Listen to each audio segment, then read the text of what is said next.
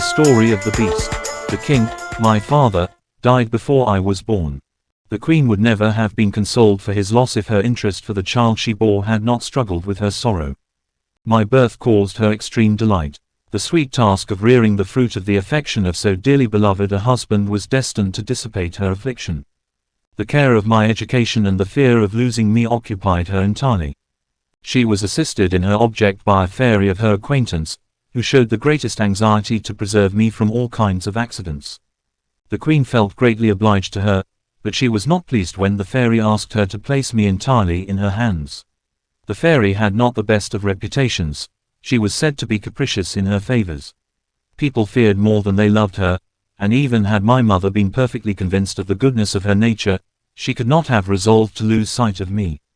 By the advice, however, of prudent persons, and for fear of suffering from the fatal effects of the resentment of this vindictive fairy, she did not flatly refuse her. If voluntarily confided to her care, there was no reason to suppose she would do me any injury. Experience had proved that she took pleasure in hurting those only by whom she considered herself offended. The queen admitted this, and was only reluctant to forego the pleasure of gazing on me continually with a mother's eyes, which enabled her to discover charms in me I owed solely to her partiality. She was still irresolute as to the course she should adopt, when a powerful neighbor imagined it would be an easy matter for him to seize upon the dominions of an infant governed by a woman. He invaded my kingdom with a formidable army. The queen hastily raised one to oppose him, and, with a courage beyond that of her sex, placed herself at the head of her troops, and marched to defend our frontiers. It was then that, being compelled to leave me, she could not avoid confiding to the fairy the care of my education. I was placed in her hands after she had sworn by all she held most sacred that she would, without the least hesitation, bring me back to the court as soon as the war was over, which my mother calculated would not last more than a year at the utmost. Notwithstanding, however, all the advantages she gained over the enemy, she found it impossible to return to the capital so soon as she expected. To profit by her victory, after having driven the foe out of our dominions, she pursued him in his own. She took entire provinces, gained battle after battle, and finally reduced the vanquished to sue for a degrading peace, which he obtained only on the hardest conditions. After this glorious success, the queen returned triumphantly, and enjoyed in anticipation the pleasure of beholding me once more. But having learned upon her march that her base foe, in violation of the treaty, had surprised and massacred our garrisons, and repossessed himself of nearly all the places he had been compelled to cede to us, she was obliged to retrace her steps. Honor prevailed over the affection which drew her towards me, and she resolved never to sheathe the sword till she had put it out of her enemy's power to perpetrate more treachery. The time employed in this second expedition was very considerable. She had flattered herself that 2 or 3 campaigns would suffice, but she had to contend with an adversary as cunning as he was false. He contrived to excite rebellion in some of our own provinces, and to corrupt entire battalions, which forced the queen to remain in arms for 15 years.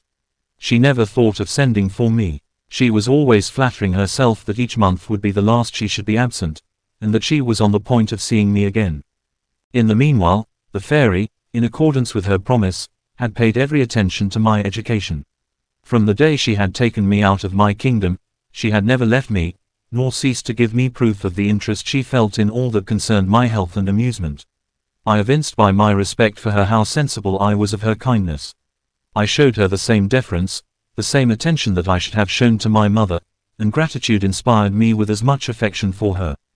For some time she appeared satisfied with my behavior, but one day, without imparting to me the motive, she set out on a journey, from which she did not return for some years, and when she did return, struck with the effect of her care of me, she conceived for me an affection differing from that of a mother.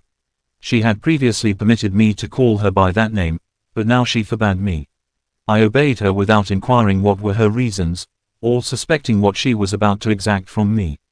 I saw clearly that she was dissatisfied, but could I imagine why she continually complained of my ingratitude? I was the more surprised at her reproaches as I did not feel I deserved them. They were always followed or preceded by the tenderest caresses. I was not old enough to comprehend her. She was compelled to explain herself. She did so one day when I evinced some sorrow, mingled with impatience, respecting the continued absence of the queen.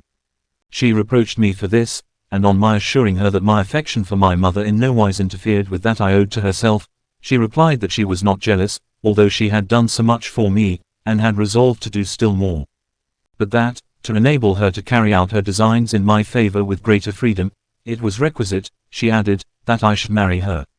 That she did not desire to be loved by me as a mother, but as an admirer, that she had no doubt of my gratitude to her for making this proposal, or of the great joy with which I should accept it, and that, consequently, I had only to abandon myself to the delight with which the certainty of becoming the husband of a powerful fairy, who could protect me from all dangers, assure me an existence full of happiness, and cover me with glory, must naturally awaken. I was sadly embarrassed by this proposition. I knew enough of the world in my own country, to be aware that amongst the wedded portion of the community the happiest were those whose ages and characters assimilated, and that many were much to be pitied who, marrying under opposite circumstances, had found antipathies existing between them which were the source of constant misery. The fairy being old and of a haughty disposition, I could not flatter myself that my lot would be so agreeable as she predicted. I was far from entertaining for her such feelings as one should for the woman with whom we intend to pass our days, and besides, I was not inclined to enter into any such engagement at so early an age. My only desire was to see the Queen again, and to signalize myself at the head of her forces. I sighed for liberty. That was the sole boon that would have gratified me, and the only one the fairy would not grant. I had often implored her to allow me to share the perils to which I knew the Queen exposed herself for the protection of my interests, but my prayers had hitherto been fruitless. Pressed to reply to the astounding declaration she had made to me, I, in some confusion, recalled to her that she had often told me that I had no right to dispose of my hand without the commands of my mother, and in her absence. That is exactly my opinion, she replied. I do not wish you to do otherwise. I am satisfied that you should refer the matter to the Queen. I have already informed you, beautiful princess, that I had been unable to obtain from the fairy permission to seek the Queen, my mother. The desire she now had to receive her sanction, which she never doubted she should obtain, obliged her to grant, even without my asking, that which she had always denied me. But it was on the condition, by no means agreeable to me, that she should accompany me. I did what I could to dissuade her, but found it impossible, and we set out together with a numerous escort. We arrived upon the eve of a decisive action. The Queen had maneuvered with such skill that the next day was certain to decide the fate of the enemy, who would have no resource if he lost the battle. My presence created great pleasure in the camp, and gave additional courage to our troops, who drew a favorable augury from my arrival. The Queen was ready to die with joy, but this first transport of delight was succeeded by the greatest alarm. Whilst I exulted in the hope of acquiring glory, the Queen trembled at the danger to which I was about to expose myself. Too generous to endeavor to prevent me, she implored me by all her affection, to take as much care of myself as honor would permit, and entreated the fairy not to abandon me on that occasion. Her solicitations were unnecessary. The too susceptible fairy was as much alarmed as the Queen, for she possessed no spell which could protect me from the chances of war. However, by instantly inspiring me with the art of commanding an army, and the prudence requisite for so important an office, she achieved much. The most experienced captains were surprised at me. I remained master of the field. The victory was complete. I had the happiness of saving the Queen's life, and of preventing her from being made prisoner of war. The enemy was pursued with such vigor that he abandoned his camp, lost his baggage, and more than 3/4 of his army, while the loss on our side was inconsiderable. A slight wound which I had received was the only advantage the foe could boast of, but the Queen, fearing that if the war continued some more serious mischief might befall me, in opposition to the desire of the whole army, to which my presence had imparted fresh spirit, made peace on more advantageous terms than the vanquished had ventured to hope for. A short time afterwards we returned to our capital, which we entered in triumph. My occupation during the war, and the continual presence of my ancient adorer, had prevented me from informing the Queen of what had occurred. She was, therefore, completely taken by surprise when the fairy told her, in so many words, that she had determined to marry me immediately. This declaration was made in this very palace, but which was at that time not so superb as it is at present. It had been a country residence of the late king, which 1,000 occupations had prevented his embellishing. My mother, who cherished everything that he had loved, had selected it in preference to any other as a place of retirement after the fatigues of the war. At the avowal of the fairy, unable to control her first feelings, and unused to dissemble, she exclaimed, "Have you reflected, madam, on the absurdity of the arrangement you proposed to me. In truth, it was impossible to conceive one more ridiculous. In addition to the almost decrepit old age of the fairy, she was horribly ugly. Nor was this the effect of time. If she had been handsome in her youth, she might have preserved some portion of her beauty by the aid of her art, but naturally hideous, her power could only invest her with the appearance of beauty for one day in each year, and that day ended, she returned to her former state. The fairy was surprised at the exclamation of the queen. Her self-love concealed from her all that was actually horrible in her person, and she calculated that her power sufficiently compensated for the loss of a few charms of her youth. "What do you mean," said she to the queen, "by an absurd arrangement? Consider that it is imprudent in you to make me remember what I have condescended to forget.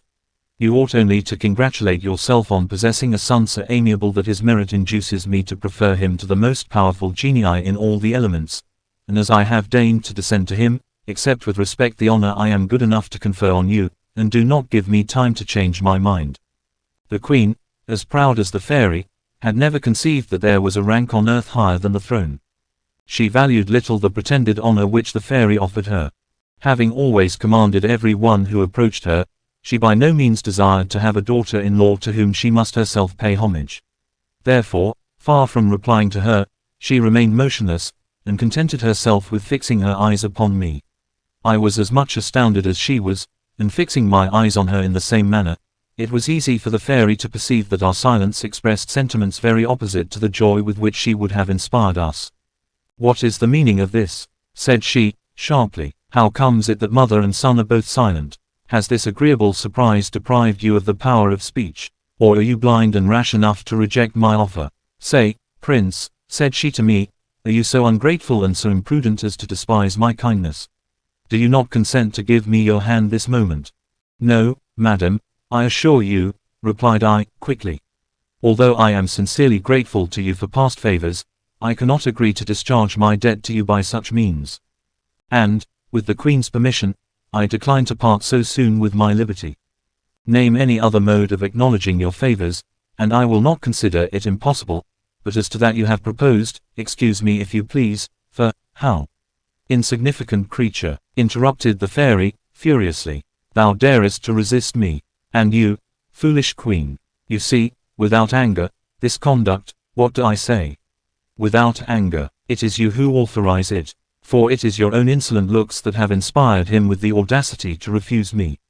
The queen, already stung by the contemptuous language of the fairy, was no longer mistress of herself, and accidentally casting her eyes on a looking-glass, before which we happened to be standing at the moment, the wicked fairy thus provoked her. "What answer can I make you," said she, "that you ought not to make to yourself?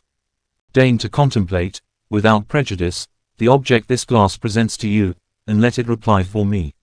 The fairy easily comprehended the queen's insinuation. "It is the beauty, then, of this precious son of yours that renders you so vain," said she to her, "and has exposed me to so degrading a refusal. I appear to you unworthy of him. Well," she continued, raising her voice furiously, "having taken so much pains to make him charming, it is fit that I should complete my work, and that I should give you both a cause, as novel as remarkable, to make you remember what you owe to me. Go, wretch," said she to me, "boast that thou hast refused me thy heart and thy hand. Give them to her thou findest more worthy of them than I am." So saying, my terrible lover struck me a blow on the head.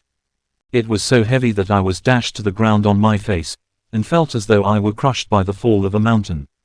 Irritated by this insult, I struggled to rise, but found it impossible. The weight of my body had become so great that I could not lift myself. All that I could do was to sustain myself on my hands, which had in an instant become two horrible paws, and the sight of them apprised me of the change I had undergone. My form was that in which you found me. I cast my eyes for an instant on that fatal glass, and could no longer doubt my cruel and sudden transformation. My despair rendered me motionless. The queen at this dreadful sight was almost out of her mind. To put the last seal upon her barbarity, the furious fairy said to me, in an ironical tone, "Go make illustrious conquests, more worthy of thee than an august fairy.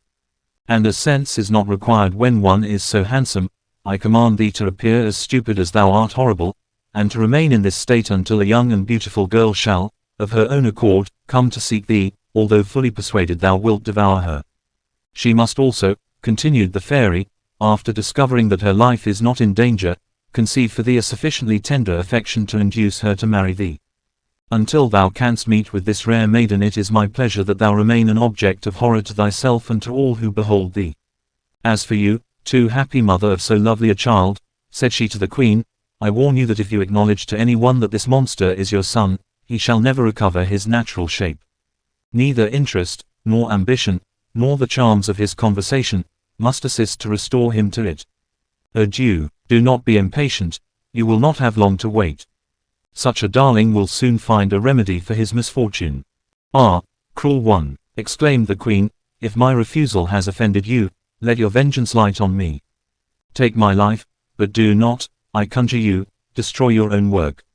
You forget yourself, great princess, replied the fairy, in an ironical tone, you demean yourself too much. I am not handsome enough for you to condescend to entreat me. But I am firm in my resolutions. Adieu, powerful queen. Adieu, beautiful prince, it is not fair that I should longer annoy you with my hateful presence. I withdraw, but I have still charity enough to warn thee, addressing herself to me, that thou must forget who thou art. If thou sufferest thyself to be flattered by vain respects or by pompous titles, thou art lost irretrievably. And thou art equally lost if thou shouldst dare to avail thyself of the intellect I leave thee possessed of, to shine in conversation. With these words she disappeared, and left the queen and me in a state which can neither be described nor imagined. Lamentations are the consolation of the unhappy, but our misery was too great to seek relief in them. My mother determined to stab herself, and I to fling myself in the adjacent canal.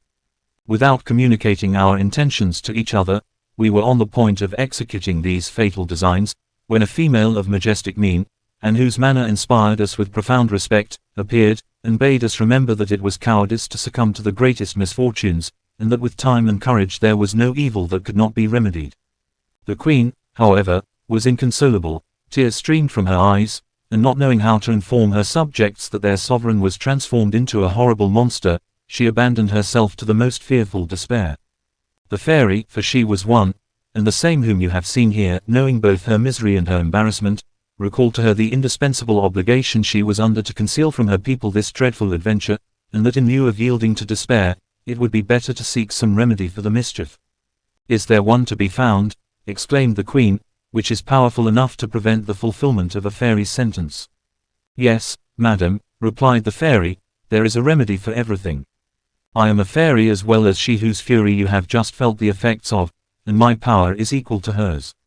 It is true that I cannot immediately repair the injury she has done you, for we are not permitted to act directly in opposition to each other. She who has caused your misfortune is older than I am, and age has amongst us a particular title to respect. But as she could not avoid attaching a condition upon which the spell might be broken, I will assist you to break it. I grant that it will be a difficult task to terminate this enchantment, but it does not appear to me to be impossible. Let me see what I can do for you by the exertion of all the means in my power. Upon this she drew a book from under her robe, and after taking a few mysterious steps, she seated herself at a table, and read for a considerable time with such intense application that large drops of perspiration stood on her forehead. At length she closed the book and meditated profoundly. The expression of her countenance was so serious that for some time we were led to believe that she considered my misfortune irreparable.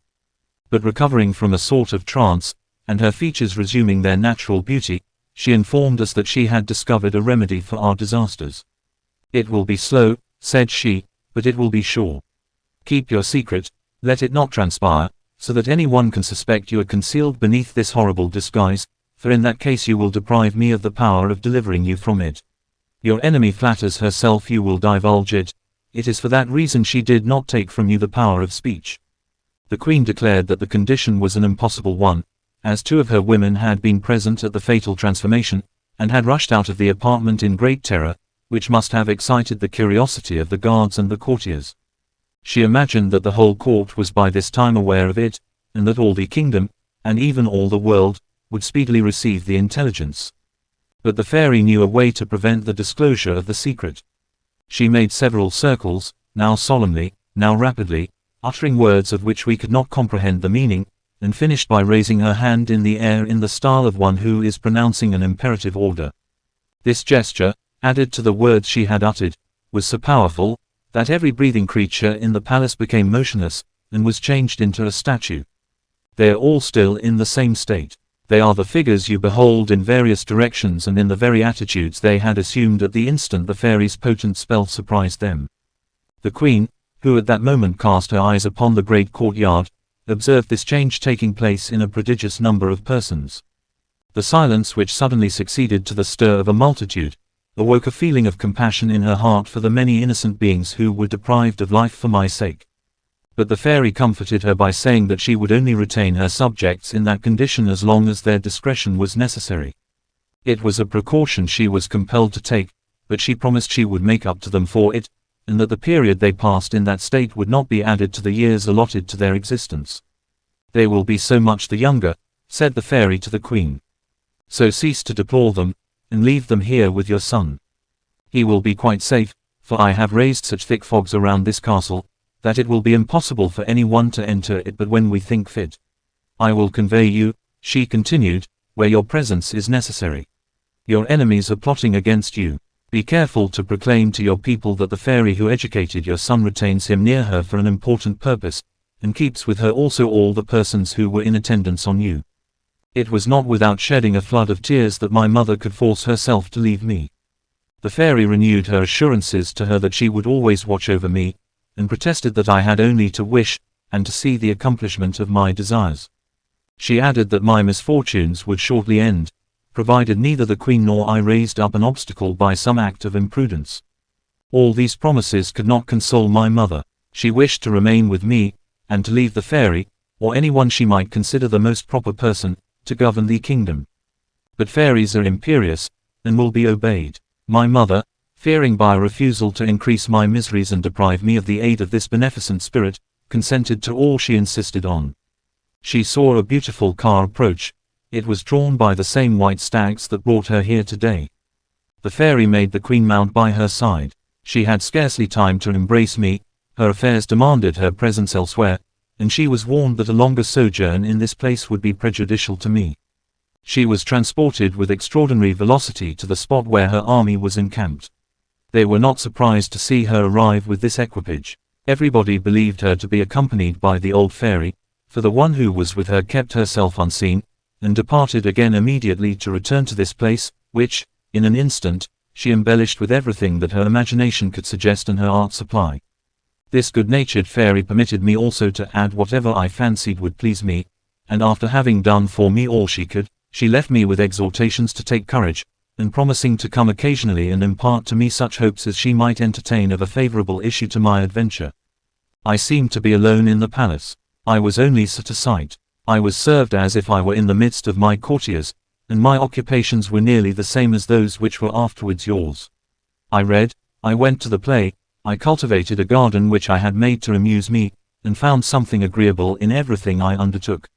What I planted arrived at perfection in the same day. It took no more time to produce the bower of roses to which I am indebted for the happiness of beholding you here. My benefactress came very often to see me. Her presence and her promises alleviated my distresses. Through her, the queen received news of me, and I news of the queen. One day I saw the fairy arrive with joy sparkling in her eyes. "Dear prince," said she to me, "the moment of your happiness approaches." She then informed me that he whom you believed to be your father had passed a very uncomfortable night in the forest. She related to me, in a few words, the adventure which had caused him to undertake the journey, without revealing to me your real parentage. She apprised me that the worthy man was compelled to seek an asylum from the misery he had endured during 24 hours.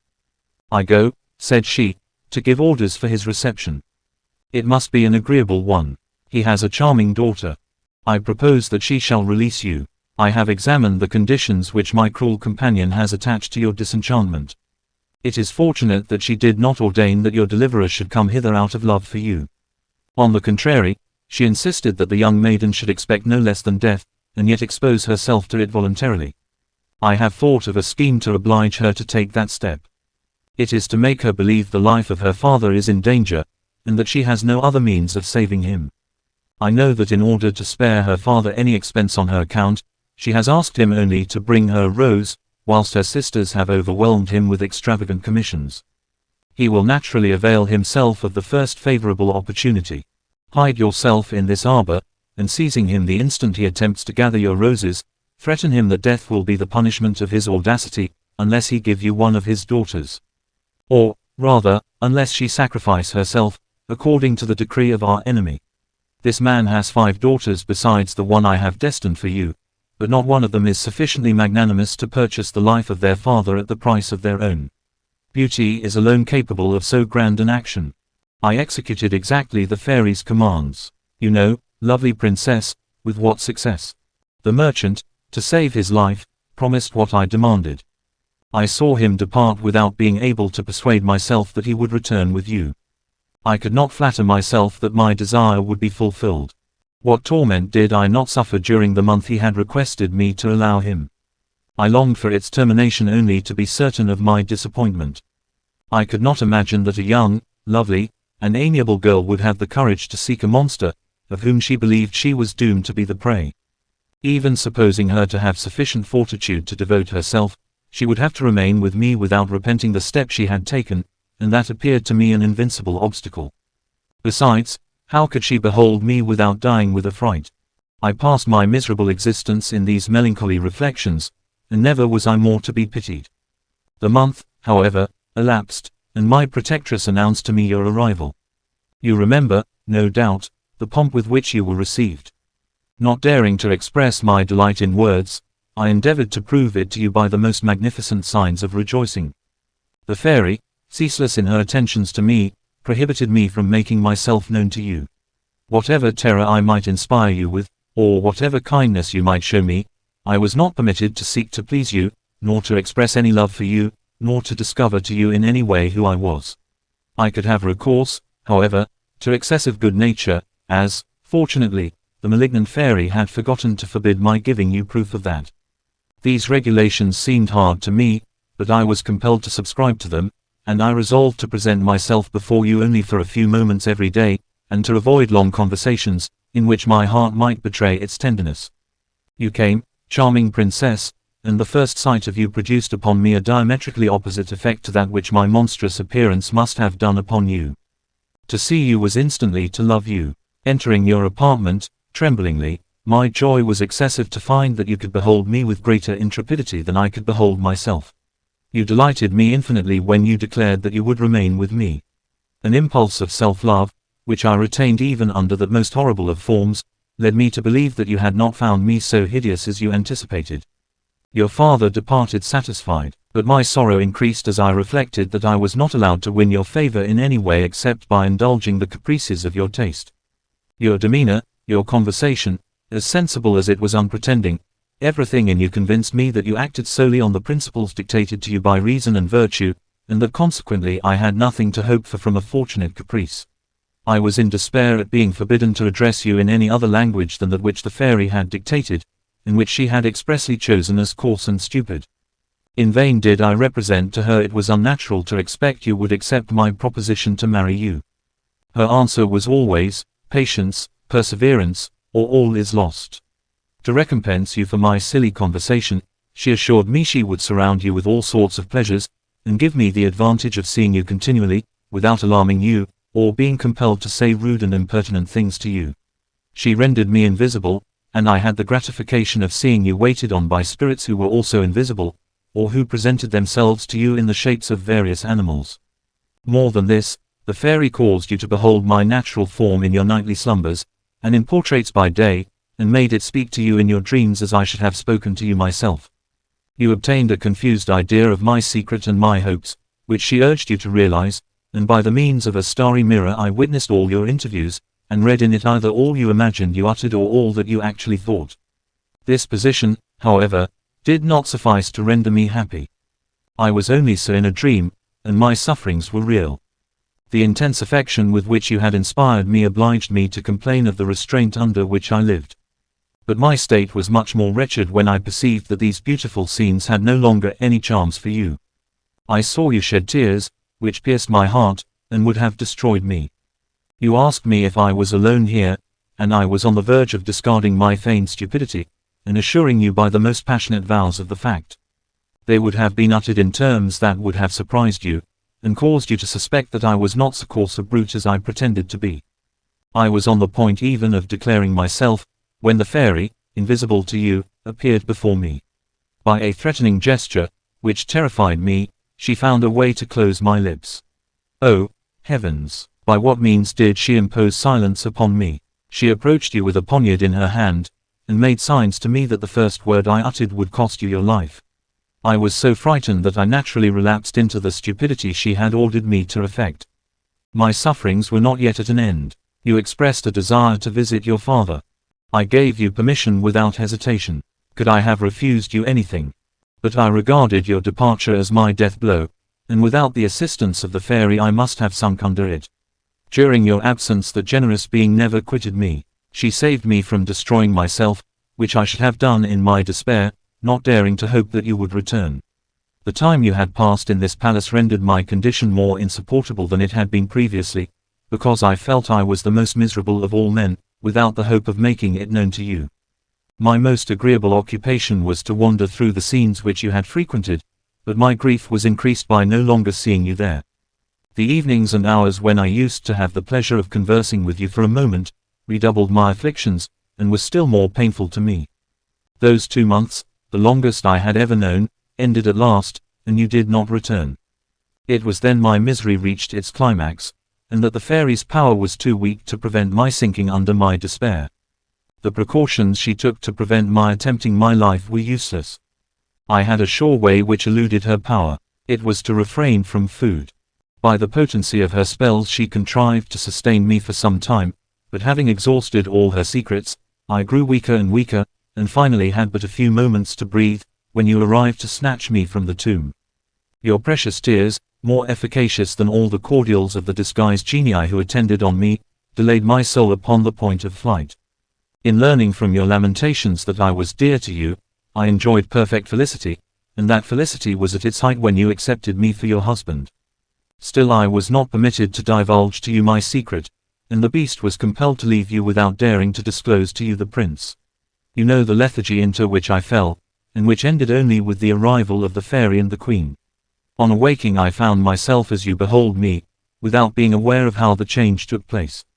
You have witnessed what followed, but you could only imperfectly judge of the pain which the obstinacy of my mother caused me in opposing a marriage so suitable and so glorious for me. I had determined, princess, rather to be a monster again than to abandon the hope of being the husband of so virtuous and charming a maiden. Had the secret of your birth remained forever a mystery to me, love and gratitude would not less have assured me that in possessing you I was the most fortunate of men. The prince thus ended his narration, and Beauty was about to speak, when she was prevented by a burst of loud voices and warlike instruments, which, however, did not appear to announce anything alarming. The prince and princess looked out of the window, as did also the fairy and the queen who returned from their promenade. The noise was occasioned by the arrival of a personage who, according to all appearances, could be no less than a king. His escort was obviously a royal one, and there was an air of majesty in his demeanor which accorded with the state that accompanied him. The fine form of this sovereign, although of a certain age, testified that there had been few who could have equaled him in appearance when in the flower of his youth. He was followed by 12 of his bodyguard, and some courtiers in hunting dresses, who appeared as much astonished as their master to find themselves in a castle till now quite unknown to them. He was received with the same honors that would have been paid to him in his own dominions, and all by invisible beings. Shouts of joy and flourishes of trumpets were heard, but no one was to be seen. The fairy, immediately on beholding him, said to the queen, "Here is the king your brother, and the father of Beauty. He little expects the pleasure of seeing you both here. He will be so much the more gratified, as you know he believes that his daughter has been long dead. He mourns her still, as he also does his wife, of whom he retains an affectionate remembrance." These words increased the impatience of the queen and the young princess to embrace this monarch. They reached the courtyard just as he dismounted. He saw, but could not recognize them, not doubting, however, that they were advancing to receive him. He was considering how and in what terms he should pay his compliments to them, when Beauty, flinging herself at his feet, embraced his knees, and called him, "Father." The king raised her and pressed her tenderly in his arms, without comprehending why she addressed him by that title. He imagined she must be some orphan princess, who sought his protection from some oppressor, and who made use of the most touching expression in order to obtain her request.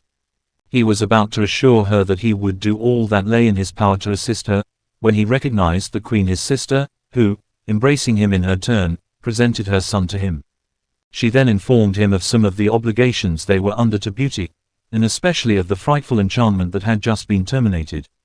The king praised the young princess, and desired to know her name, when the fairy, interrupting him, asked if it was necessary to name her parents, and if he had never known any one whom she resembled sufficiently to enable him to guess them.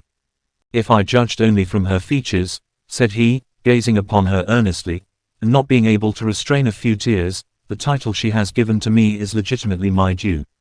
But notwithstanding that evidence, and the emotion which her presence occasions me, I dare not flatter myself that she is the daughter whose loss I have deplored.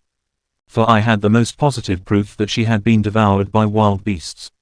Yet, he continued, still examining her countenance, she resembles perfectly the tender and incomparable wife whom death has deprived me of. Oh, that I could but venture to indulge in the delightful hope of beholding again in her the fruit of a happy union, the bonds of which were too soon broken. You may, my liege, replied the fairy, Beauty is your daughter. Her birth is no longer a secret here. The queen and prince know who she is. I caused you to direct your steps this way on purpose to inform you, but this is not a fitting place for me to enter into the details of this adventure. Let us enter the palace. After you have rested yourself there a short time I will relate to you all you desire to know. When you have indulged in the delight which you must feel at finding a daughter so beautiful and so virtuous I will communicate to you another piece of intelligence, which will afford you equal gratification. The king, accompanied by his daughter and the prince, was ushered by the monkey officers into the apartment destined for him by the fairy, who took this opportunity of restoring to the statues the liberty of relating what they had witnessed. As their fate had excited the compassion of the queen, it was from her hands that the fairy desired they should receive the benefit of reanimation. She placed her wand in the queen's hand, who, by her instructions, described with it 7 circles in the air, and then pronounced these words, "Be reanimated. Your king is restored to you." All the statues immediately began to move, walk, and act as formerly, retaining only a confused idea of what had happened to them. After this ceremony the fairy and the queen returned to the king, whom they found in conversation with Beauty and the prince, caressing each in turn, and most fondly his daughter, of whom he inquired 100 times how she had been preserved from the wild beasts who had carried her off, without remembering that she had answered him from the first that she knew nothing about it, and had been ignorant even of the secret of her birth. The prince also talked without being attended to, repeating 100 times the obligations he was under to Princess Beauty. He desired to acquaint the king with the promises which the fairy had made him, that he should marry the princess, and to beg he would not refuse his cheerful consent to the alliance. This conversation and these caresses were interrupted by the entrance of the queen and the fairy. The king, who had recovered his daughter, fully appreciated his happiness, but was as yet ignorant to whom he was indebted for this precious gift.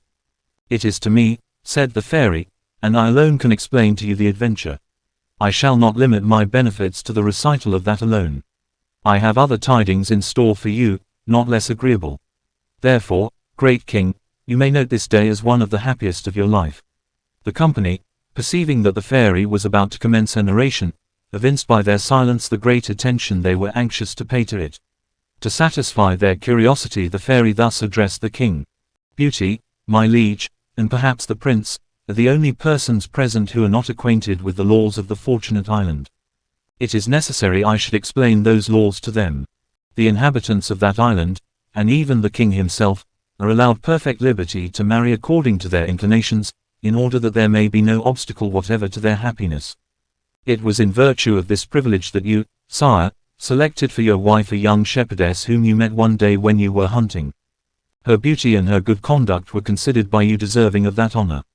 You raised her to the throne, and placed her in a rank from which the lowliness of her birth seemed to have excluded her, but of which she was worthy, by the nobleness of her character and the purity of her mind. You know that you had continual reasons to rejoice in the selection you had made. Her gentleness, her obliging disposition, and her affection for you, equaled the charms of her person. But you did not long enjoy the happiness of beholding her. After she had made you the father of Beauty you were under the necessity of traveling to the frontiers of your kingdom, to suppress some revolutionary demonstrations of which you had received intimation. During this period you lost your dear wife, an affliction which you felt the more sensibly because, In addition to the love with which her beauty had inspired you, you had the greatest respect for the many rare qualities that adorned her mind. Despite her youth and the little education she had received, you found her naturally endowed with profound judgment, and your wisest ministers were astonished at the excellent advice she gave you, and the policy by which she enabled you to succeed in all your undertakings. The king, who still brooded over his affliction, and to whose imagination the death of that dear wife was ever present, could not listen to this account without being sensibly affected, and the fairy, who observed his emotion, said, "Your feelings prove that you deserve that happiness. I will no longer dwell on a subject that is so painful to you, but I must reveal to you that the supposed shepherdess was a fairy, and my sister, who, having heard that the Fortunate Island was a charming country, and also much praise of its laws and of the gentle nature of your government, was particularly anxious to visit it. The dress of a shepherdess was the only disguise she assumed, intending to enjoy for a short time a pastoral life. You encountered her in her new abode. Her youth and beauty touched your heart. She yielded to a desire to discover whether the qualities of your mind equaled those she found in your person. She trusted to her condition and power as a fairy, which could place her to wish beyond the reach of your assiduities if they became too importunate, or if you should presume to take advantage of the humble position in which you found her. She was not alarmed at the sentiments with which you might inspire her, and persuaded that her virtue was sufficient to guarantee her against the snares of love. She attributed her sensations to a simple curiosity to ascertain if there were still upon the earth men capable of loving virtue unembellished by exterior ornaments, which render it more brilliant and respectable to vulgar souls than its own intrinsic merit, and frequently, by their fatal attractions, obtain the reputation of virtue for the most abominable vices. Under this illusion, far from retreating to our common asylum, as she had at first proposed, she chose to inhabit a little cottage she had raised for herself in the solitude in which you met her, accompanied by a phantom, representing her mother. These two persons appeared to live there upon the produce of a pretended flock that had no fear of the wolves, being, in fact, genii in that form. It was in that cottage she received your attentions, which produced all the effect you could desire. She could not resist the offer you made her of your crown. You now know the extent of the obligations you were under to her at a time when you imagined she owed everything to you, and was satisfied to remain in that error. What I now tell you is a positive proof that ambition had no share in the consent she accorded to your wishes. You are aware that we look upon the greatest kingdoms but as gifts which we can bestow on any one at our pleasure. But she appreciated your generous behavior, and esteeming herself happy in uniting herself to so excellent a man, she rashly entered into that engagement without reflecting on the danger which she thereby incurred. For our laws expressly forbid our union with those who have not as much power as ourselves, more especially when we have not arrived at that age when we are privileged to exercise our authority over others, and enjoy the right of presiding in our turn. Previous to that time we are subordinate to our elders, and that we may not abuse our power, we have only the liberty of disposing of our hands in favor of some spirit or sage whose knowledge is at least equal to our own. It is true that after that period we are free to form what alliance we please, but it is seldom that we avail ourselves of that right, and never without scandal to our order. Those who do are generally old fairies, who almost always pay dearly for their folly, for they marry young men, who despise them, and, although they are not punished as criminals, they are sufficiently punished by the bad conduct of their husbands, on whom they are not permitted to revenge themselves. It is the only penalty imposed upon them. The disagreements which almost invariably follow the indiscretion they have committed takes from them the desire of revealing to those profane persons from whom they expected respect and attention the great secrets of art. My sister, however, was not placed in either of these positions. Endowed with every charm that could inspire affection, she was not of the required age. But she consulted only her love. She flattered herself she could keep her marriage a secret. She succeeded in so doing for a short time. We rarely make inquiries about those who are absent. Each is occupied with her own affairs, and we fly through the world, doing good or ill, according to our inclinations, without being obliged at our return to account for our actions, unless we have been guilty of some act which causes us to be talked about, or that some beneficent fairy, moved by the unjust persecution of some unfortunate mortal, lays a complaint against the offender.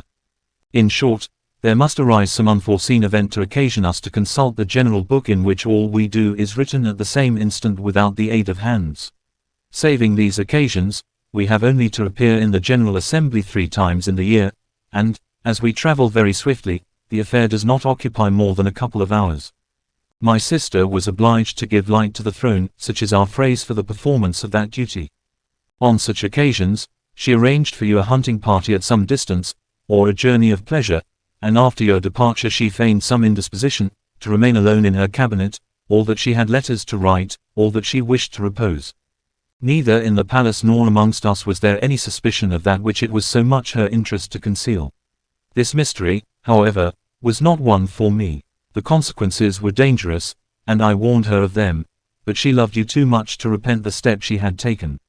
Desiring even to justify it in my eyes, she insisted that I should pay you a visit.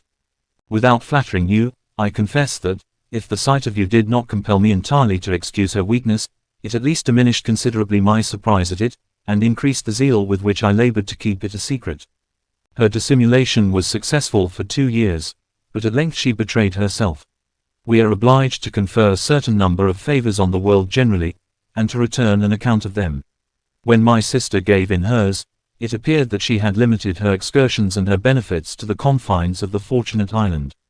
Several of our ill-natured fairies blamed this conduct, and our queen, in consequence, demanded of her why she had restricted her benevolence to this small corner of the earth, when she could not be ignorant that a young fairy was bound to travel far and wide, and manifest to the universe at large our pleasure and our power. As this was no new regulation, my sister could not murmur at the enforcement of it, nor find a pretext for objecting to obey it. She promised, therefore, to do so, but her impatience to see you again, the fear of her absence being discovered at the palace, the impossibility of acting secretly on a throne, did not permit her to absent herself long enough and often enough to fulfill her promise, and at the next assembly she could hardly prove that she had been out of the Fortunate Island for a quarter of an hour. Our queen, greatly displeased with her, threatened to destroy that island, and so prevent her continuing to violate our laws. This threat agitated her so greatly that the least sharp-sighted fairy could see to what a point she carried her interest for that fatal island, and the wicked fairy who turned the prince here present into a frightful monster, was convinced by her confusion that, on opening the great book, she should find in it an important entry which would afford some exercise to her propensities for mischief.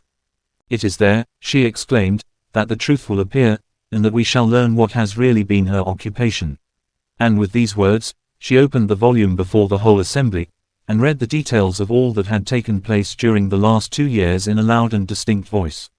All the fairies made an extraordinary uproar on hearing of this degrading alliance, and overwhelmed my wretched sister with the most cruel reproaches. She was degraded from our order, and condemned to remain a prisoner amongst us. If her punishment had consisted of the first penalty only, she would have consoled herself, but the second sentence, far more terrible, made her feel all the rigor of both.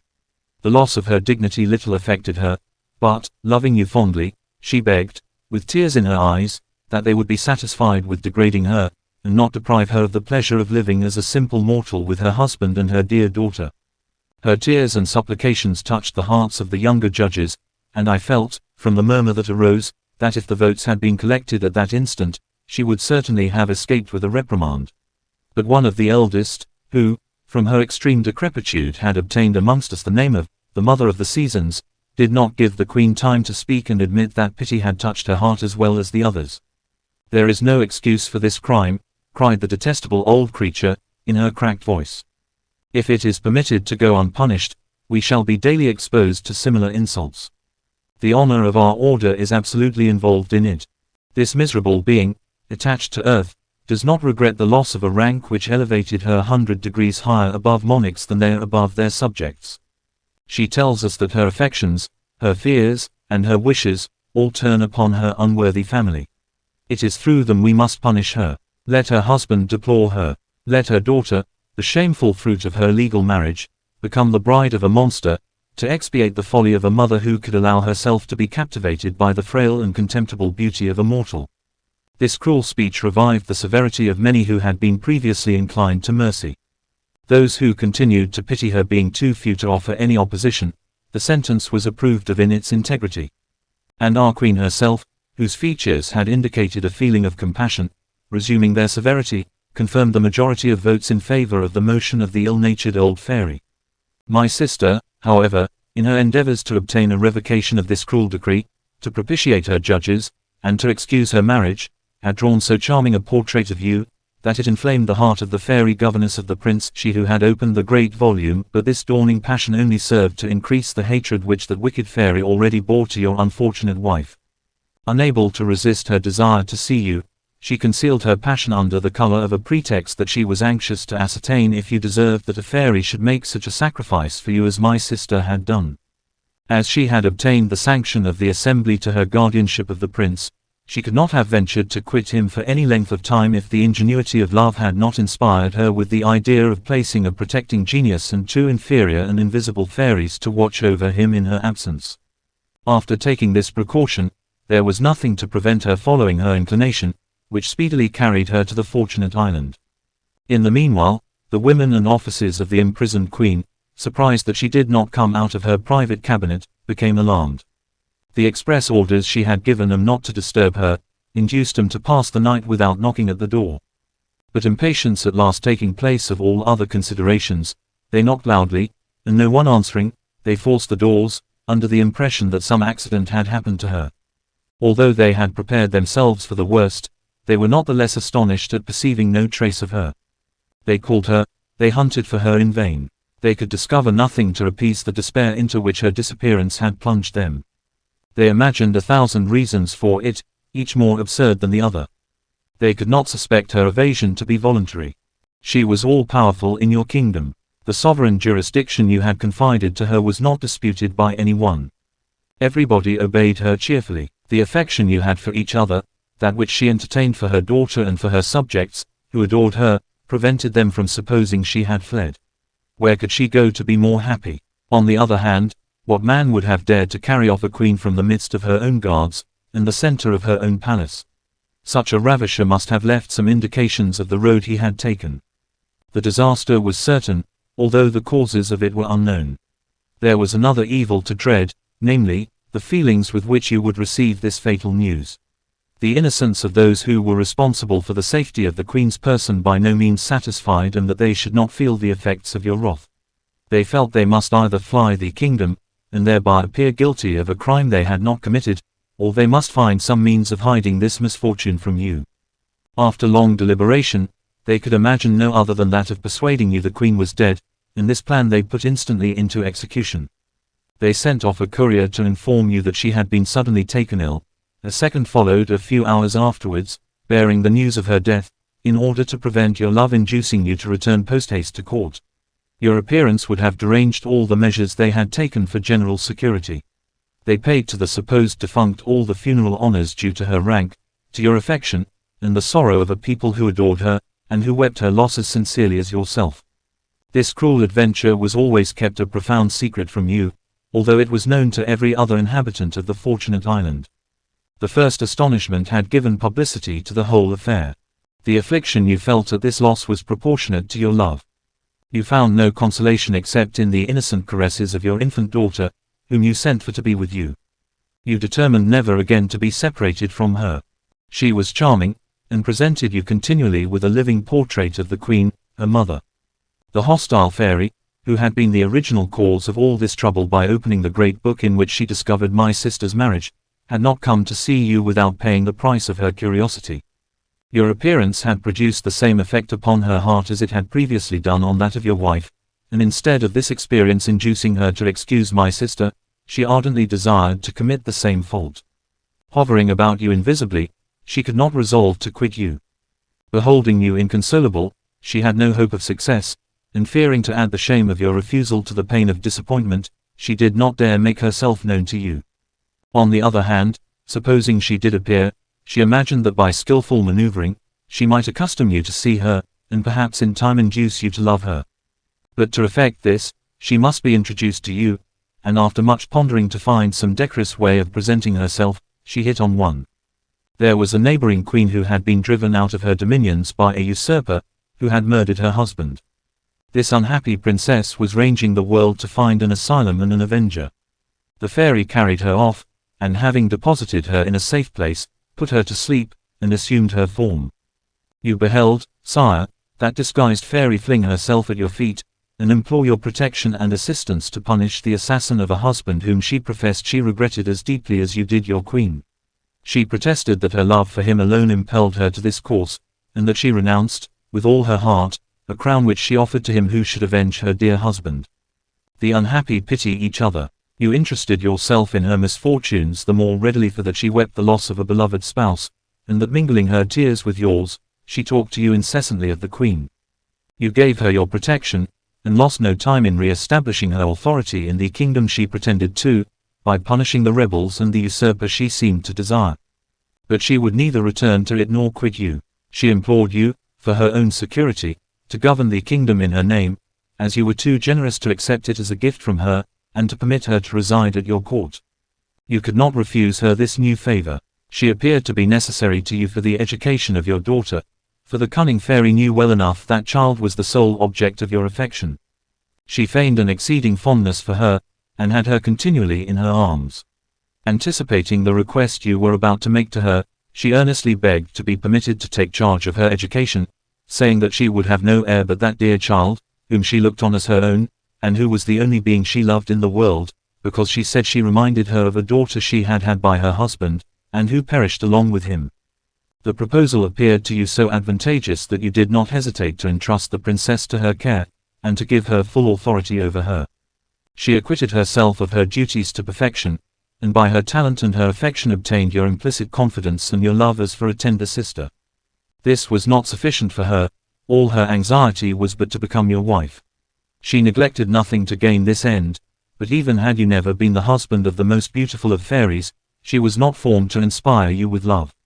The shape she had assumed could not bear comparison with hers into whose place she would have stolen. It was extremely ugly, and being naturally so herself, she had only the power of appearing beautiful one day in the year. The knowledge of this discouraging fact convinced her that to succeed she must have recourse to other charms than those of beauty.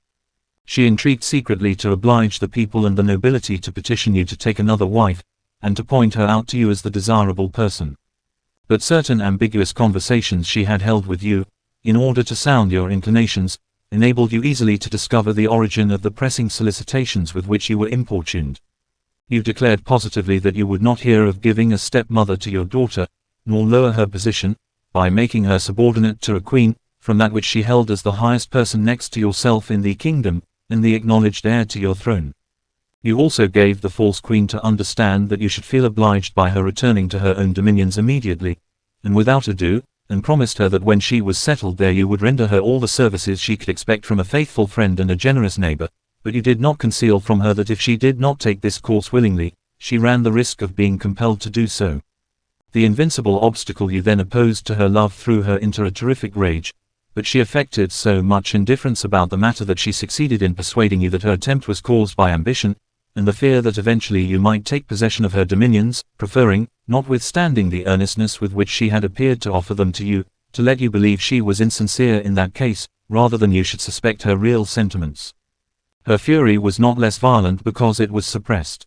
Not doubting that it was beauty who, more powerful in your heart than policy, caused you to reject the opportunity of increasing your empire in so glorious a manner, she conceived for her a hatred as violent as that which she felt for your wife, and resolved to get rid of her, fully believing that if she were dead, your subjects, renewing their remonstrances, would compel you to change your state, in order to leave a successor to the throne.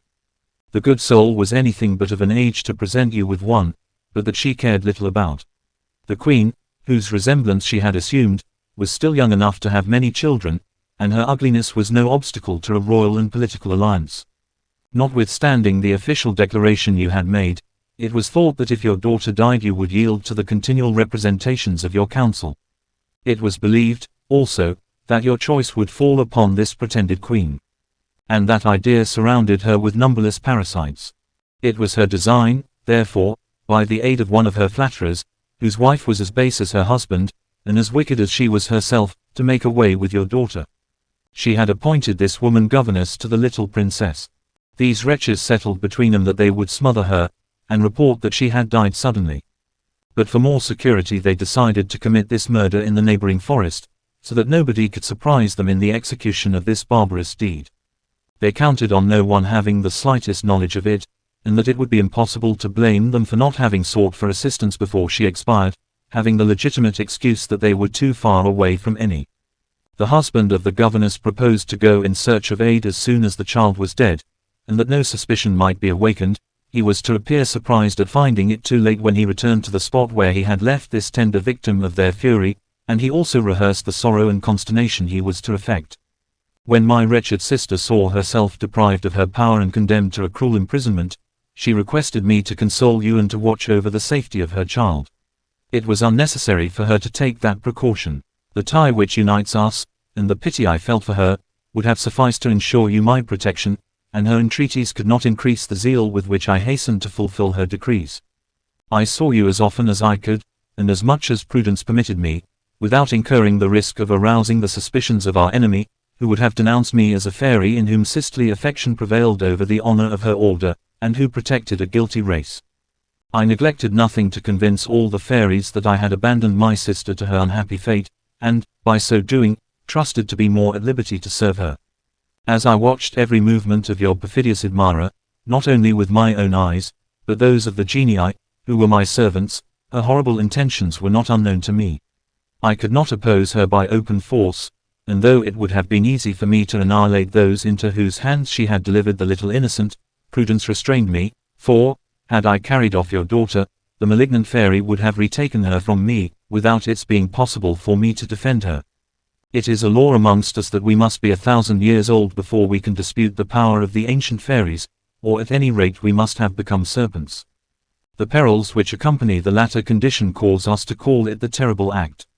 The bravest amongst us shudder at the thought of undertaking it. We hesitate a long time before we can resolve to expose ourselves to its consequences. And without the urgent motive of hatred, love, or vengeance, there are few who do not prefer waiting for time to make them elders than to acquire their privilege by that dangerous transformation, in which the greater number are destroyed. I was in this position. I wanted 10 years of the 1,000, and I had no resource but in artifice. I employed it successfully. I took the form of a monstrous she-bear, and, hiding myself in the forest selected for the execution of this detestable deed, when the wretches arrived to fulfill the barbarous order they had received, I flung myself upon the woman who had the child in her arms, and who had already placed her hand on its mouth. Her fright made her drop the precious burden, but she was not allowed to escape so easily. The horror I felt at her unnatural conduct inspired me with the ferocity of the brute I had assumed the form of. I strangled her, as well as the traitor who accompanied her, and I carried off Beauty, after having rapidly stripped off her clothes and dyed them with the blood of her enemies. I scattered them also about the forest, taking the precaution to tear them in several places, so that they should not suspect the princess had escaped, and I withdrew, delighted at having succeeded so completely. The fairy believed her object had been attained. The death of her 2 accomplices was an advantage to her. She was mistress of her secret, and the fate they had met with was but what she had herself destined them to, in recompense of the guilty services. Another circumstance was also favorable to her. Some shepherds who had seen this affair from a distance ran for assistance, which arrived just in time to see the infamous wretches expire, and prevent the possibility of suspicion that she had any part in it. The same circumstances were equally favorable to my enterprise. The wicked fairy was as fully convinced as the people by them. The event was so natural, that she never doubted it. She did not even condescend to exert her skill to satisfy herself of the fact. I was delighted at her fancied security. I should not have been the strongest had she attempted to recover little Beauty, because, in addition to the reasons which made her my superior, and which I have explained to you, she possessed the advantage of having received that child from you. You had deputed to her your authority, which you alone could reassume, and short of your wresting her yourself out of her hands, nothing could interfere with the control she had a right to exercise over the princess till she was married. Preserved from this anxiety, I found myself overwhelmed by another, on recollecting that the mother of the seasons had condemned my niece to marry a monster. But she was then not 3 years old, and I flattered myself I should be able, by study, to discover some expedient to prevent this curse being fulfilled to the letter, and to evade it by some equivocation. I had plenty of time to ponder on it, and my first care was, therefore, only to find some spot where I could place my precious charge in safety. Profound secrecy was absolutely necessary to me. I dared not place her in a castle, nor exercise for her benefit any of the magnificent wonders of our art. Our enemy would have noticed it. It would have awakened an anxiety, the consequences of which would have been fatal to us. I thought it better to assume an humble garb, and confide the infant to the care of the first person I met with, who appeared to me to be an honest man, and under whose roof I could promise myself she would enjoy the comforts of life. Chance soon favored my intentions. I found what suited me exactly. It was a small house in a village, the door of which was open. I entered this cottage, which appeared to me that of a peasant in easy circumstances. I saw by the light of a lamp 3 country women asleep beside a cradle, which I concluded contained a baby. The cradle did not at all correspond with the general simplicity of the apartment. Everything about it was sumptuous. I imagined that its little occupant was ill, and that the deep sleep into which its nurses had fallen was the consequence of long watching over it.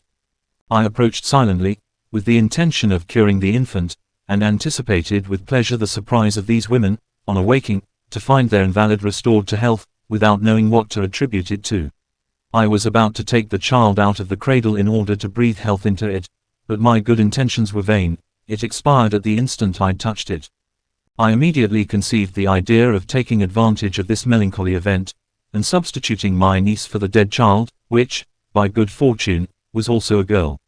I lost no time in making the exchange, and bearing away the lifeless infant, buried it carefully. I then returned to the house, at the door of which I knocked long and loudly, to awaken the sleepers. I told them, feigning a provincial dialect, that I was a stranger to those parts, who was in want of a night's lodging. They good-naturedly offered me one, and then went to look at their nursling, whom they found quietly asleep, with all the appearance of being in perfect health. They were astonished and delighted, not dreaming of the deception I had practiced upon them. They informed me that the child was the daughter of a rich merchant. That one of their party had been her nurse, and after having weaned her had restored her to her parents, but that the child, having fallen ill in her father's house, had been sent back to the country, in hope that the change of air would be of service to her. They added, with satisfied countenances, that the experiment had succeeded, and produced a better effect than all the remedies which had been resorted to previous to its adoption. They determined to carry her back to her father as soon as it was daylight, in order to afford him, as early as possible, the gratification he would derive from her restoration, for conducing to which, also, they expected to receive a liberal reward, as the child was his particular favorite, although the youngest of 11. At sunrise they set out, and I feigned to continue my journey, congratulating myself on having so well provided for my niece's safety. To ensure this object more completely, and induce the supposed father still more to attach himself to the little girl, I assumed the form of one of those women who go about telling fortunes, and arriving at the merchant's door just as the nurses reached it with the child, I followed them into the house. He received them with delight, and taking the little girl in his arms, became the dupe of his paternal affection, and fancied that the emotions simply caused by his kindly disposition were the mysterious workings of nature at the sight of his offspring. I seized this opportunity of increasing the interest he believed he had in the child. "Look well upon this little one, my good gentleman," said I, in the usual language of the class to which by my dress I appeared to belong. "She will be a great honor to thy family, she will bring thee immense wealth, and save thy life and that of all thy children. She will be so beautiful, that she will be called Beauty by all who behold her." As a reward for my prediction, he gave me a piece of gold, and I withdrew, perfectly satisfied. I had no longer any reason for residing with the race of Adam. To profit by my leisure, I returned to Fairyland, resolving to remain in it some time. I passed my days there quietly in consoling my sister, in giving her news of her dear daughter, and in assuring her that, far from forgetting her, you cherished her memory as fondly as you had formerly herself. Such, great king, was our situation whilst you were suffering under the fresh calamity which had deprived you of your child, and renewed all the affliction you had felt at the loss of her mother. Although you could not positively accuse the person to whom you had confided the infant of being the wilful cause of the accident, it was still impossible for you not to look upon her with an evil eye, for though it did not appear that she was guilty of intentional mischief, it was certainly through her neglecting to see that the young princess was properly attended and protected that the event had proved fatal. After the first paroxysms of your grief had subsided, she flattered herself that no obstacle would arise to prevent your espousing her. She caused her emissaries to renew the proposal to you. But she was undeceived, and her mortification was excessive, when you declared that not only were your intentions unchanged respecting a second marriage, but that even, could anything alter your determination, it would never be in her favor. To this declaration you added a positive order for her to quit the kingdom immediately. Her presence continually reminded you of your child, and renewed your affliction. Such was the reason you adduced for this step, but your principal object was to put an end to the intrigues she was constantly carrying on in order to gain her end. She was furious, but she was obliged to obey without being able to revenge herself. I had persuaded one of our ancient fairies to protect you. Her power was considerable, for she joined to her age the advantage of having been 4 times a serpent.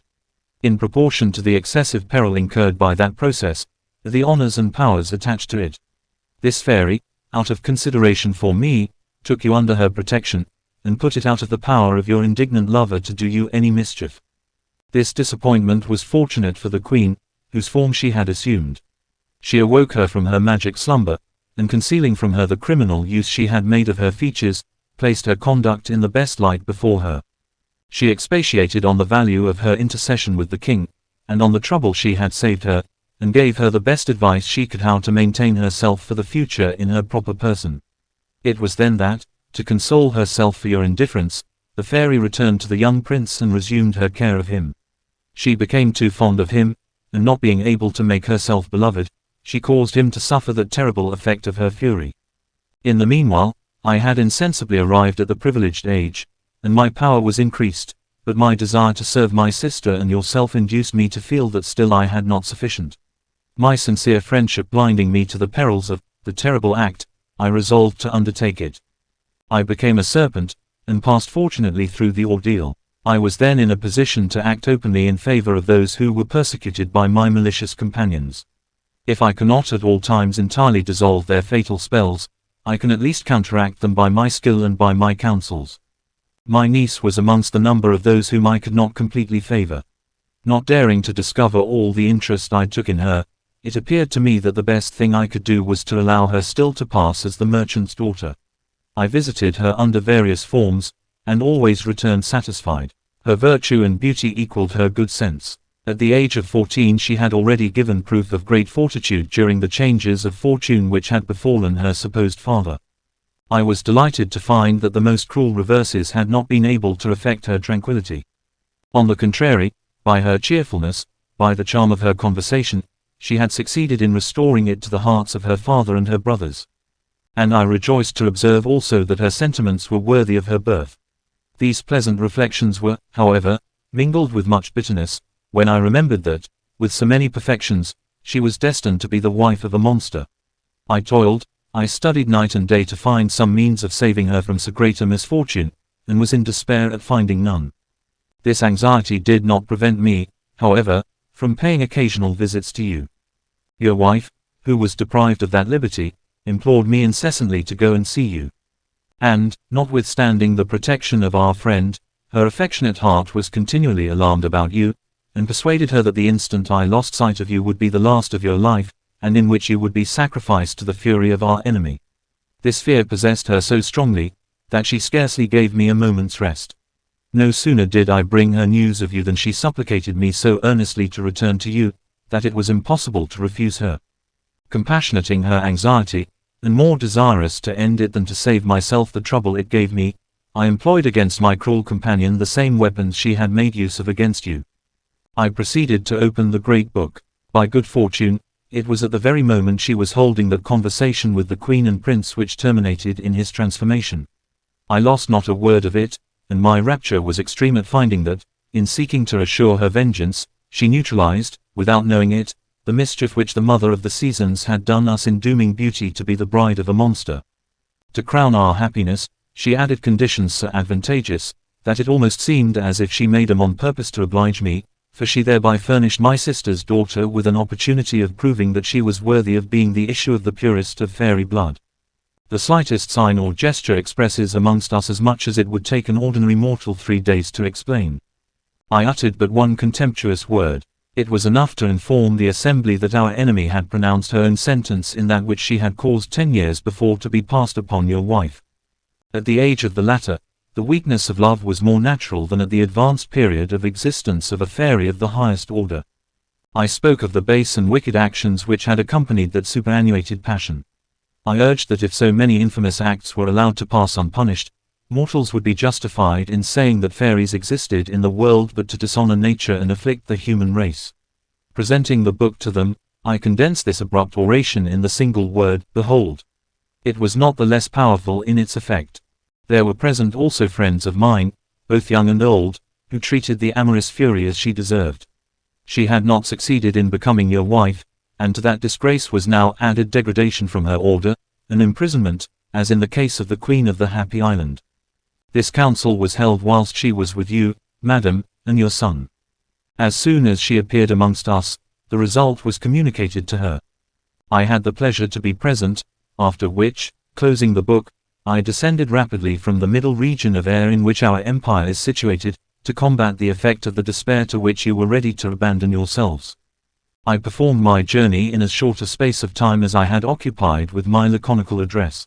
I arrived soon enough to promise you my assistance. All sorts of reasons combined to invite me. Your virtues, your misfortunes, said the fairy, turning to the prince, the advantages they offered to beauty made me see in you the monster that suited me.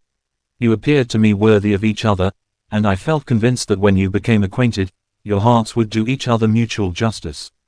You know, she continued, addressing the queen, what I have since done to attain my object, and by what means I obliged beauty to come to this palace, where the sight of the prince, and her interviews with him, in the dreams I conjured up for her, had the effect I desired. They kindled love in her heart without diminishing her virtue or weakening the sense of duty and gratitude which attached her to the monster. In short, I have happily brought my scheme to perfection. Yes, prince, pursued the fairy, you have no longer anything to fear from your enemy. She is stripped of her power, and will never again be able to injure you by other spells. You have exactly fulfilled the conditions she imposed on you. Had you not done so, you would have been still bound by them, notwithstanding her eternal degradation. You have made yourself beloved without the aid of your rank or your intelligence, and you, beauty, are equally relieved from the curse pronounced upon you by the mother of the seasons. You cheerfully accepted a monster for your husband. She has nothing more to exact. All now tends to your happiness. The fairy ceased speaking, and the king threw himself at her feet. Great fairy, he exclaimed, how can I thank you for all the favors you have heaped on my family? My gratitude for the benefits you have bestowed on us far exceeds my power of expression. But, my august sister, added he, that title encourages me to ask more favors. For, despite the obligations I am already under to you, I cannot avoid confessing to you that I shall never be truly happy so long as I am deprived of the presence of my beloved fairy queen. This account of what she has done and what she has suffered for me would increase my love and my affliction, were either of them capable of being augmented. Ah, madam, he added, can you not crown all your benefactions by enabling me to behold her? The question was useless. If the fairy had had the power to have afforded him the gratification, she was too willing to have waited for the request, but she could not alter what the council of the fairies had decreed. The young queen being a prisoner in the middle regions of air, there was not the shadow of a chance of his being enabled to see her. And the fairy was about to explain this to him kindly, and to exhort him to await patiently some unforeseen events, of which she might take advantage, when an enchanting melody stole upon their ears and interrupted her. The king, his daughter, the queen, and the prince, were in ecstasies, but the fairy experienced another sort of surprise. Such music indicated the triumph of some fairy. She could not imagine what fairy had achieved a victory. Her fears suggested that it was the Old One, or the Mother of the Seasons, who in her absence had obtained, the former her liberty, or the latter permission to persecute the lovers afresh. She was in this perplexity when it was agreeably ended by the presence of her fairy sister, the Queen of the Happy Island, who suddenly appeared in the center of that charming group. She was no less lovely than when the king, her husband, lost her. The monarch, who instantly recognized her, making the respect he owed her yield to the love he had cherished for her, embraced her with such transports of joy, that the queen herself was surprised at them. The fairy, her sister, could not imagine to what fortunate miracle she was indebted for her liberty. But the royal fairy informed her that she owed her happiness solely to her own courage, which had impelled her to hazard her own existence to preserve another's. You are aware, said she to the fairy, that the daughter of our queen was received into the order at her birth. That her father was not a sublunary being, but the sage Amadabak, whose alliance is an honor to the fairy race, and whose sublime knowledge invests him with much higher powers. Notwithstanding this, however, it was imperative for his daughter to become a serpent at the end of her first 100 years. The fatal period arrived, and our queen, as tender a mother, and as anxious respecting the fate of this dear infant as any ordinary parent could be, could not resolve to expose her to the many chances of destruction in that shape, the misfortunes of those who had perished being but too notorious for her not to feel the greatest alarm. My wretched situation depriving me of all hope of again beholding my affectionate husband and my lovely daughter, I had conceived a perfect disgust for a life which I was doomed to pass apart from them. Without the least hesitation, therefore, I offered to become a crawling reptile in the place of the young fairy.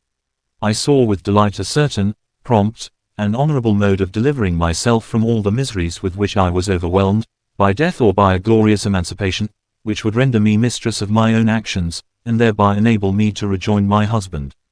Our queen hesitated as little to accept this offer, so gratifying to her maternal affection, as I did to make it. She embraced me 100 times, and promised to restore me to liberty unconditionally, and re-establish me in all my privileges, if I was fortunate enough to pass unharmed through that perilous enterprise. I did do so, and the fruit of my labors was enjoyed by the young fairy, for whom I had been the substitute. The success of my first trial encouraged me to make a second for my own benefit. I underwent the transformation anew, and was equally fortunate. This last act made me an elder, and, consequently, independent. I was not long in profiting by my liberty, and flying hither to rejoin a family so dear to me. As soon as the fairy had finished her narrative, the embraces were renewed by her affectionate auditors. It was a charming confusion, in which each caressed the other almost without knowing what they were about. Beauty, particularly, enchanted at appertaining to such an illustrious family, and no longer fearing to degrade the prince, her cousin, by causing him to form an alliance beneath him. But although transported by the excess of her happiness, she did not forget the worthy man whom she had formerly believed to be her father. She recalled to her fairy aunt the promise she had made to her, that he and his children should have the honor of being present at her marriage. She was still speaking to her on this subject when they saw from the window 16 persons on horseback, most of whom had hunting horns, and appeared in considerable confusion. Their disorder evidently arose from their horses having ran away with them. Beauty instantly recognized them as the 6 sons of the worthy merchant, the 5 daughters, and their 5 lovers. Everybody but the fairy was surprised at this abrupt entrance. Those who made it were not less so, at finding themselves carried by the speed of their unmanageable horses into a palace totally unknown to them. This is the way it happened. They were all out hunting, when their horses, suddenly uniting themselves as in one squadron, galloped off with them at such speed to the palace that all their efforts to stop them were perfectly useless. Beauty, thoughtless of her present dignity, hastened to receive and reassure them. She embraced them all kindly.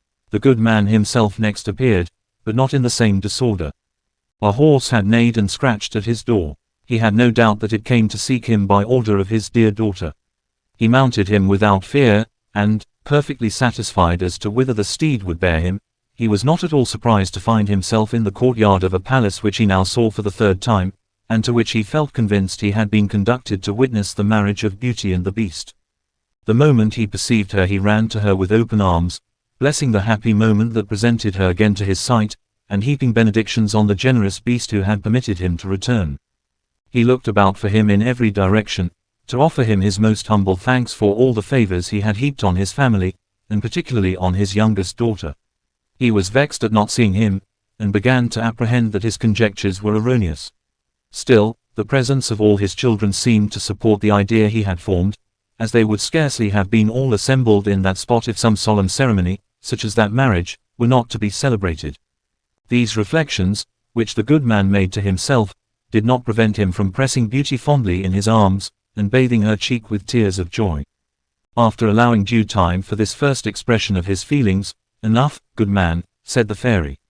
"You have sufficiently caressed this princess. It is time that, ceasing to regard her as a father, you should learn that that title does not appertain to you, and that you must now do her homage as your sovereign. She is the princess of the Happy Island, daughter of the king and queen whom you see before you. She is about to become the wife of this prince. Here stands the prince's mother, sister of the king. I am a fairy, her friend, and the aunt of Beauty. As to the prince," added the fairy, observing the expression of the good man's face, "he is better known to you than you imagine, but he is much altered since you last saw him. In a word, he was the beast himself." The father and his sons were enchanted at these wonderful tidings, while the sisters felt a painful jealousy, but they endeavored to conceal it under the mask of a gratification which deceived no one. The others, however, feigned to believe them sincere. As to the lovers, who had been rendered inconstant by the hope of possessing beauty, and who had only returned to their first attachments on the despairing to obtain her, they knew not what to think. The merchant could not help weeping, without being able to tell whether his tears were caused by the pleasure of seeing the happiness of beauty, or by the sorrow of losing so perfect a daughter. His sons were agitated by similar feelings. Beauty, extremely affected by this evidence of their love, entreated those on whom she now depended, as well as the prince, her future husband, to permit her to reward such tender attachment. Her entreaty testified the goodness of her heart too sincerely not to be listened to. They were laden with bounties, and by permission of the king, the prince, and the queen, Beauty continued to call them by the tender names of father, brothers, and even sisters, though she was not ignorant that the latter were as little so in heart as they were in blood. She desired they would all, in return, call her by the name they were wont to do when they believed her to be a member of their family. The old man and his children were appointed to offices in the court of Beauty, and enjoyed the pleasure of living continually near her, in a station sufficiently exalted to be generally respected. The lovers of her sisters, whose passion for beauty might easily have been revived, if they had not known it would be useless, thought themselves too happy in being united to the good man's daughters, and becoming allied to persons for whom beauty retained so much goodwill. All those she desired to be present at her wedding having arrived, the celebration of it was no longer delayed. The festivities lasted many days, and ended at length only because the fairy aunt of the young bride pointed out to them the propriety of leaving that beautiful retreat, and returning to their dominions, to show themselves to their subjects. It was quite time she should recall their kingdom to their recollection and the indispensable duties which demanded their presence. Enraptured with the scenes around them, entranced by the pleasure of loving and expressing their love to each other, they had entirely forgotten their royal state and the cares that attend it. The newly married pair, indeed, proposed to the fairy that they should abdicate, and resign their power into the hands of any one she should select, but that wise being represented to them clearly that they were under as great an obligation to fulfill the destiny which had confided to them the government of a nation as that nation was to preserve for them an unshaken loyalty. They yielded to these just remonstrances, but the prince and Beauty stipulated that they should be allowed occasionally to visit that spot, and cast aside for a while the cares inseparable from their station, and that they should be waited on by the invisible genii or the animals who had attended them during the preceding years. They availed themselves as often as possible of this liberty. Their presence seemed to embellish the spot. All were eager to please them. The genii awaited their visits with impatience, and received them with joy, testifying in 100 ways the delight their return afforded them. The fairy, whose foresight neglected nothing, gave them a chariot, drawn by 12 white stags with golden horns and hoofs, like those she drove herself. The speed of these animals was almost greater than that of thought. And, drawn by them, you could easily make the tour of the world in 2 hours. By this means they lost no time in traveling. They profited by every moment of leisure, and went frequently in this elegant equipage to visit their father, the king of the happy island, who had grown so young again through the return of his fairy queen, that he equalled in face and form the prince, his son-in-law. He felt also equally happy, being neither less enamored nor less eager to prove to his wife his unceasing affection, while she, on her part, responded to his love with all that tenderness which had previously been the cause of so much misfortune to her. She had been received by her subjects with transports of joy as great as those of grief which her loss had occasioned them. She had always loved them dearly, and her will being now unfettered, she proved as much, by showering upon them for many centuries all the benefits they could desire. Her power, assisted by the friendship of the Queen of the Fairies, preserved the life, health, and youth of the king, her husband, for ages. He only ceased to exist because no mortal can live forever. The Queen and the Fairy, her sister, were equally attentive to Beauty, her husband, the Queen, his mother, the old man, and all his family, so that there never was known people who lived so long. The Queen, mother of the Prince, caused this marvelous history to be recorded in the archives of her kingdom and in those of the Happy Island, that it might be handed down to posterity. They also disseminated copies of it throughout the universe, so that the world at large might never cease to talk of the wonderful adventures of Beauty and the Beast.